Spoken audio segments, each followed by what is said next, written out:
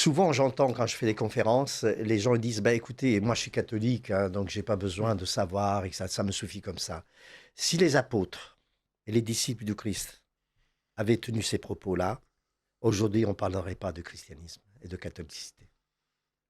S'ils ont fait du prosélytisme, c'est justement parce qu'ils voulaient partager cette foi et ces paroles du Christ au monde entier. C'est vrai ça. Le Christ a dit, criez-le sur tous les toits. Je suis le chemin, la vie et la vérité. Il n'a pas dit, je suis un chemin, une vérité parmi tant d'autres. Je suis la vérité. Lorsqu'il est devant Pilate, et Pilate qui dit, qu'est-ce la vérité? Jésus répond, je suis la vérité. Donc, il faut justement partager. Lorsque Jésus dit aux apôtres, allez enseigner, baptiser et sanctifier, c'est justement ça, c'est-à-dire partager, donner la foi de la seule personne qui n'a jamais versé de sang. Au contraire, il a donné son propre sang pour l'amour de l'humanité tout entière. Attention, souvent on dit non, il est arrivé à cet endroit-là pour un peuple bien défini, etc., etc. Jésus, lorsqu'il s'adresse aux pharisiens, il dit pas nous les Israélites, il dit vous les Israélites. Lorsque il dit bien à un moment, il dit si je voulais, je ferais appel aux anges pour ne pas être persécuté par les Israélites. Donc il est en dehors de tout ça. Il n'a rien à voir. Voilà. Et pour ceux qui disent que c'est un faux, en général, quand on fait un feu, par exemple, à un Van Gogh, mettons un Van Gogh, eh bien, c'est pour le montrer. On tirait profit, tout au moins. Hein, eh bien, pas pour le dissimuler, ça sert à rien de le dissimuler. Sans compter que le linceul, on ne peut que le voir seulement à une distance de 2 mètres. Pourquoi? Mais parce que c'est tellement flou. C'est-à-dire, c'est vraiment très, très, très, très flou. Hein, c'est un négatif. Hein. Et bien, donc, ça veut dire que s'il y a un peintre, des fois, on a raconté, il y a des crétins qui ont dit que c'est Léonard de Vinci qui a fait ça. Bon, longtemps après le carbone 14 a fait ça, Léonard de Vinci. Donc, il faut avoir un pinceau de 2 mètres pour pouvoir esquisser. Plus ou moins, moi, je fais de la peinture. Oui. Je fais des tableaux. Hein. Et c'est pas possible, ça. C'est vraiment, c'est une supercherie. Hein. Ouais. En fait, il y a 50 ans, 60 ans, quand il y avait des orages de grêle, ils n'avaient rien pour combattre les orages de grêle. Donc, qu'est-ce qu'ils faisaient? Il faut savoir que dans les campagnes, il y a une église tous les 3 kilomètres à peu près. Nous, chez nous, c'est comme ça. Il y a un hameau, Saint-Paulien, Blanzac, Saint-Genès, Dissac, tous les 3 kilomètres. Et dès qu'il y avait un orage de grêle qui pointait le bout de son nez, eh bien, il faisait sonner les cloches de toutes ces églises en même temps, et ça créait des ondes de choc et ça allait casser des nuages. Vous imaginez? Mais oui, c'est après, cohérent. après, ça se faisait moins, et il y a à peu près 20 ans de ça, on avait des fusées à grêle. Donc, quand on nous dit qu'on ne peut pas modifier la météo, j'ai toutes les preuves qu'on peut la modifier. Donc, on était plusieurs villages dans ma commune où, quand ça menaçait, on se donnait le mot d'ordre, on lançait une fusée qui partait dans le ciel et il y avait d'abord maintenant c'est interdit parce qu'ils trouvent que ça pollue. Mais il y avait un réactif qui modifiait les nuages. Et là où je veux en venir, c'est que quand on est complotiste jusqu'au bout. Et je me rends bien compte que moi, en tant qu'agriculteur, quand je lève la tête, il se passe des choses qui ne sont pas catholiques. Et quand je suis allé au Brésil, les chantrailles, les cantrailles. Et donc, l'année dernière, j'étais allé au Brésil avec ma femme et je regardais souvent le ciel. Ma femme me disait, pourquoi tu regardes le ciel? Je disais, t'inquiète, je regarde le ciel. Et il n'y en avait jamais là-bas. Et, euh, et pourquoi en Europe, il y en a autant? Parce qu'ils modifient la météo et parce qu'ils veulent créer la famine. J'en suis sûr. Ils modifient tellement le climat pour nous faire culpabiliser que c'est nous, nos vaches, qui pètent trop et qui rôdent trop, qu'on crée le réchauffement climatique, sauf que le vrai réchauffement climatique, c'est pas celui-là.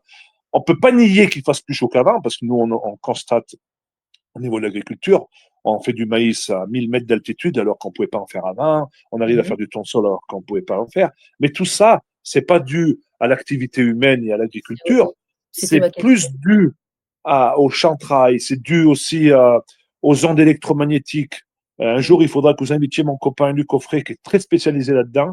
Mais je l'ai reçu, j'ai reçu Luc Offray, mais il y a un petit moment. Oui.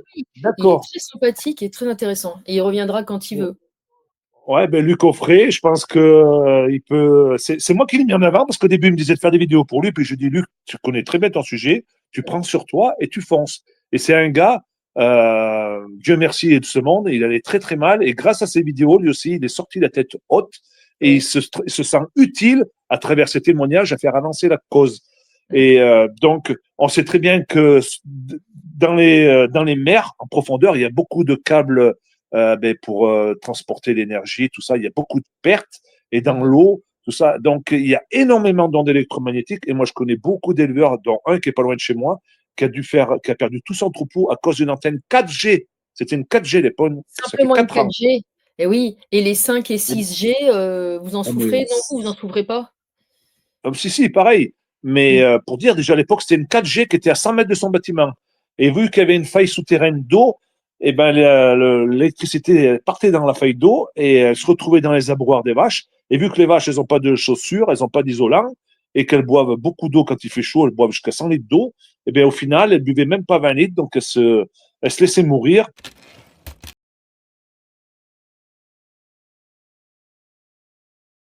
Est-ce que tu penses qu'en 2026, il y aura des événements concrets, visibles ou invisibles, qui viendront forcer les âmes à choisir une direction? Mais je pense que c'est en permanence ça. C'est pas plus en 2026 qu'à d'autres années. Je pense qu'on a ces choix-là à chaque instant, qu'à chaque instant, on peut se connecter à une part différente de nous-mêmes, qu'on peut faire d'autres choix, qu'on peut être encore plus juste et aligné avec soi. Et pour moi, les opportunités, elles sont permanentes. Après, il y a des moments où je ressens des vagues qui sont plus fortes que d'autres. En l'occurrence, en ce moment, je sens une vague particulière que personnellement, je ne ressentais pas il y a 3 mois. Elle n'avait pas cette saveur-là. Et je sens comme une accélération, comme souvent en fin d'année, à l'automne, il y a une petite accélération de allez, une petite mise à jour, parce que le nouveau cycle, la nouvelle année arrive. Donc, on va nettoyer un petit peu ce qui gêne pour que ce soit mieux l'année prochaine. Si tu fais pas le travail, c'est pas grave, tu repars pour 6 mois et tu recommenceras. Et je le vois un peu comme ça. Mais pour moi, c'est en permanence, en fait. Moi, je vois le fait que plus tu avances sur ton chemin et plus tu te libères justement de tes limites, de tes égos, de tes blessures, de tes interdictions, de ta non-légitimité à tout sujet, plus tu t'autorises ça, plus tu t'améliores et plus tu crées des fondations solides. Et plus ce que tu vas récolter sera grand et puissant chaque année. Et pour moi, le cycle, il est éternel, en fait. On parle d'illusions majeures qui vont tomber éventuellement en 2026. Comment ne pas s'effondrer avec elles? C'est une bonne question. Tu vois, moi, encore une fois, je vais remettre le focus sur ce qui se passe en chacun de soi, parce que c'est mon travail pour moi et je suis focalisée que là-dessus. Quand par exemple, tu as une croyance qui s'effondre sur toi-même ou tu vois, on parlait justement en coulisses de la légitimité à se donner les moyens de créer un projet et de le créer à sa juste valeur pour s'honorer soi. Quand tu crées un projet aussi abondant et généreux soit-il, ça remet forcément en cause ta vision de toi-même. Parce que quand tu crées un projet, tu es obligé de dépasser des peurs. Je ne sais pas si je suis légitime. Je ne sais pas si je suis prêt. Je ne sais pas si je peux me faire payer. Je ne sais pas si j'ai les compétences. Je ne sais pas si j'ai la technique. Je ne sais pas si je suis bien entourée. Je ne sais pas si ça va intéresser. Tout ça, c'est des peurs qu'on a quand on commence quelque chose. Et tu vas mettre en place ton projet, puis tu vas te rendre compte que ça marche.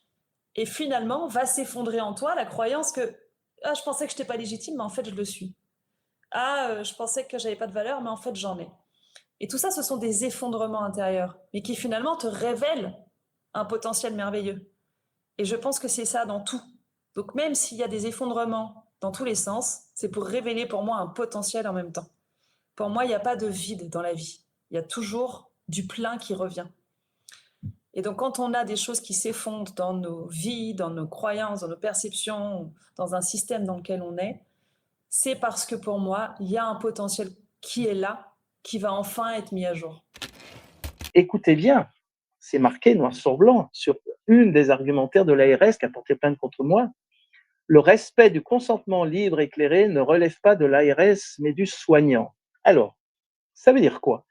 Ça veut dire que les patients pourraient porter plainte un jour parce qu'on ne m'a pas demandé le consentement. Et le médecin ou le soignant, l'injecteur, il va dire ah ben, demandez à l'ARS. Non, non, c'est marqué noir sur blanc, mais vraiment noir sur blanc sur l'argumentaire. Le respect du consentement libre et éclairé ne relève pas de l'ARS, mais du soignant. Ça veut dire que tous les injecteurs, c'est-à-dire les médecins au départ, Et quand il n'y avait peut-être pas suffisamment, il y a les infirmières, puis les kinés, puis les élèves, et puis les vétérinaires, puis pourquoi pas les laboratoires, les techniciens de laboratoire qui ont été, je crois, autorités à injecter. Ceux-là vont être en vraie difficulté s'ils n'arrivent pas à prouver qu'ils ont reçu le consentement libre. C'est-à-dire que quand vous allez dans un vaccinodrome, il faut pouvoir vous échapper si vous avez envie. Éclairé. Si un consentement dit non, mais tu coches simplement là. Non, je voudrais savoir, il y a quoi dans ce que vous allez m'injecter? Écoute, cherche pas. Non, il y a quoi? Ça a été démontré, Mais ce ça que a vous été dites là, ce testé. nombre de situations de Voilà. cherche pas, etc., il y en a eu des centaines comme ça. Et ce consentement libre et éclairé, qui est donc un des premiers fondamentaux, il doit concerner le patient, bien sûr, mais aussi le soignant. Parce qu'en fait, les médecins, entre autres, comment ils ont été informés et formés depuis 2020? Eh ben, en gros, plus ou moins directement par le laboratoire pharmaceutique, quand même, qui peut être transité par les ARS, par la Sécu, par l'État. Mais en gros, le narratif, il vient quand même des communicants et à la base, c'est Pfizer ou Moderna, etc. Donc, ce consentement libre et éclairé, je pense que ça fait partie des 7 consentements. On parlera des autres si vous voulez, mais je rebondissais puisqu'on parlait du consentement Bien sûr. libre et éclairé et loyal. C'est-à-dire qu'en fait, on doit vraiment tout dire et non pas mettre de côté l'argument qui pourrait inciter le patient à dire « Ah, mais docteur, je vais peut-être, je reviendrai peut-être. » Voilà. D'ailleurs, j'ai un chapitre vers la fin qui explique que justement, voilà, c'est le chapitre 14 qui sont les vrais responsables. Il n'y a strictement aucun des responsables qui a été mis en prison. Alors qu'en 1987, il y a eu quand même 300 banquiers de mémoire qui ont eu des plaintes du gouvernement et qui se sont retrouvés en procès, qui ont payé des amendes, et certains même ont été mis en prison. Donc, et là, Obama les a tous sauvés. Donc, quand je dis Obama, si vous voulez, n'oubliez pas, c'est Larry Summers, hein, l'ami de Jeffrey Epstein, hein, qui organisait tout ceci. C'est dans le chapitre 14, hein, je donne la liste des responsables. Larry Summers, il a été l'acteur principal de la libéralisation bancaire en poussant le président Bill Clinton à modifier et signer la suppression de la loi qui interdit aux banques de dépôt de jouer avec l'argent des déposants. Vous vous rendez compte? C'est eux qui ont... voilà, c'est surtout Larry Summers. Et Larry Summers, n'oubliez pas, c'est quand même le conseiller depuis plus de 25 ans du gouvernement israélien. Le monde entier, tous les pays du monde ont été affectés par cette crise financière, sauf un, Israël. Et logique, puisque Larry Summers était aux commandes. Très intéressant. Bien sûr. Larry Summers est une ordure de première. C'est même une des plus belles ordures, d'ailleurs, dans cette affaire, avec Hank Paulson et surtout Obama. Obama, pour moi, c'est voilà, numéro 3. Et ensuite, bien entendu, viennent les agences de notation, hein, Fitch, etc. On a vu Standard & Poor's, etc. Là, je crois que je ne sais plus lequel a dégradé la France à nouveau là, hier. Hein, donc, c'est la deuxième agence de notation. Je crois Fitch avait commencé, Standard & Poor's. Moody's va arriver, ou c'est Moody's, peu importe. Mais ces 3 agences de notation ont créé elles-mêmes, elles ont participé à cette immense escroquerie, à ce vol global de la planète. Je rappelle que les banques américaines ont volé 30 trilliards. 30 trilliards. Vous savez où sont ces 30 trilliards? Aux îles Vierges et aux îles Caïmans. Voilà. Dans de l'évasion fiscale. Évidemment.